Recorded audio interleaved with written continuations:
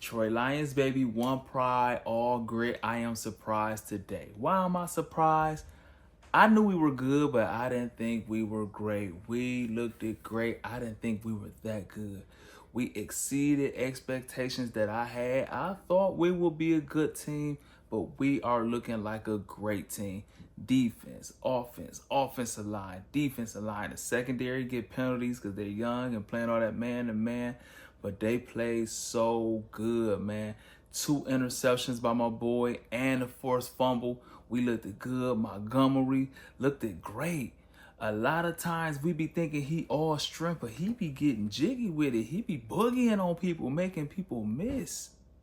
And our receiver, Williamson, by far, in my opinion, is the fastest player in the NFL. And the commentating by Tom Brady was a A+. I love when a player just retired and they go to commentate and they actually good and they could tell you like, yeah, that was a former player of mine. And yes, I played against him, how he broke down Jared Goff, how he beat Jared Goff. And Jared Goff went to the Midwest and had to get tougher. I thought that was A1 commentating because he said he from California, just like Jared Goff, and coming to the Midwest playing football at Michigan made him tougher.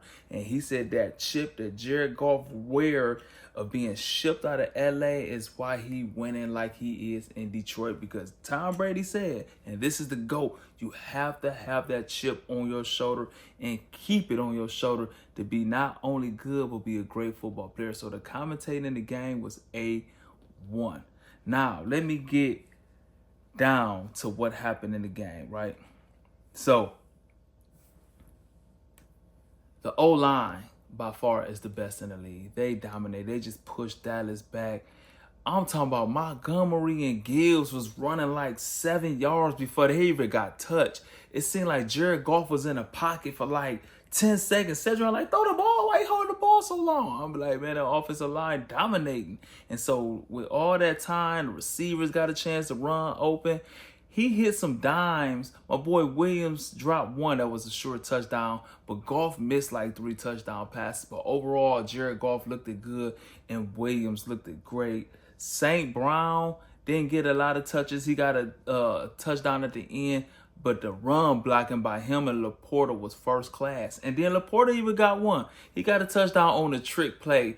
Goff handed it to the running back. The running back handed it to St. Brown, and St. Brown, no, Goff handed it to the running back. The running back threw it to St. Brown. St. Brown threw it back to Goff, and Goff threw a bomb to Laporta for a touchdown. I jumped out of my seat, and it was just dope. And then even the commentators said we were trolling the Dallas Cowboys by keep trying to score with our offensive lineman. If y'all was tuned in last year, the Dallas Cowboys cheated us when we had to play, and we threw it to the offensive lineman and to win the game, and they called a flag and called it off, and we end up losing, which cost us the division. And we tried it twice to get our offensive lineman to score. And that offensive lineman, he was getting jiggy with it. He was boogieing on him, looking good. When he caught the ball, ran out the backfield, I was like, man, we got an athletic offensive line. Even when the offensive lineman, man, went for the touchdown, it was a pass, but dude kind of sniffed it out. But for him to be out there and compete for the ball, our offensive linemen are so athletic, and I really believe we the best in the league. Our running game was amazing. David Montgomery, he just get better every single game. Like, I knew he had strength and power. He was good for tough yards, but it seemed his speed has picked up. He got breakaway speed. He was making people miss. Dallas was even scared to tackle him. I seen a couple times, and they just threw an arm out there. They about to hit him, but they threw an arm out there, and Tom Brady even recognized and called that out. And then my boy Gibbs, I always thought he was the fastest running back in the league, but he's showing power. Man, he be hitting the hole, getting contact. He be getting the tough yards. So our running game, man, might be the best running game. Our receivers, St. Brown's, Laporta, even though he a tight end, and Williams did a phenomenal job, man. And then our quarterback, he was accurate. He missed a couple throws I thought he should make, but overall he played a great game. And our defense was top tier. Our defensive line kept the heat on Dak all day, every day. Every time I like another sack on Dak, another hit on Dak. And they just dominated the game. And then our secondary, we get to our usual penalties from our young secondary because they playing a lot of man coverage against elite receivers and they getting penalties. They're young, but man, my boy Branch with those 2 picks and the forced fumble, man, he was the player of the game to me, man. That was first class football. But it was just like a downer when Aiden Hutchinson got hurt. Man, that's my favorite player on the Lions. My son had just asked me, who your favorite player on the Lions? I said by far is Aiden Hutchinson. He from the area. It's his 2nd year. I think the team took on his identity. I remember we was a gritty team. Our team took Adamaka Sue identity. And I believe now our team took Aiden Hutchinson identity. And that's where the all grit come from. The ground and pound, just the joy of playing the game. You could tell he don't have no big ego. He just loved playing the game. He paint his face.